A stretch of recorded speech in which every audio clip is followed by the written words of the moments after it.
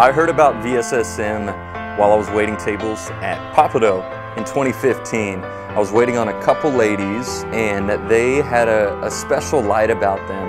And as I was serving them, we kind of connected, and right at the end they asked if they could pray for me. And as they were praying, one of them just busted out and started prophesying over me. I had never had that happen to me. I was a believer, but she prophesied that I would have restoration in my family, and at the time I was going through a difficult time with my entire family. We were going through a tough time, and so I kind of broke into tears, and she gave me a card, VCCHouston, and said to come check it out. I think maybe a month or two had passed, and I was going through a tough time, really more kind of psychologically and emotionally, just in a dark place. And for some reason I thought to reach out to Pastor Sally. You know, she said, come to VCCHouston, come check it out. So I did.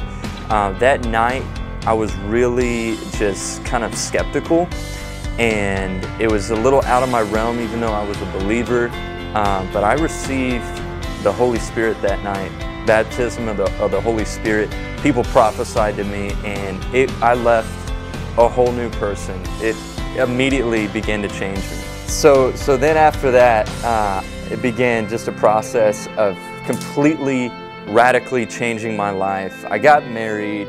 I really had restoration in that relationship. There were some issues that we were struggling with, and a lot of it had to do with me, and there was tons of restoration in my marriage, my brand new marriage.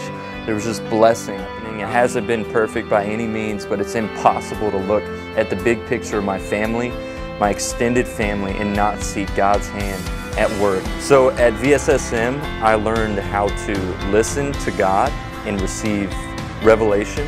I learned how to soak in His presence, and I even learned how to prophesy to others.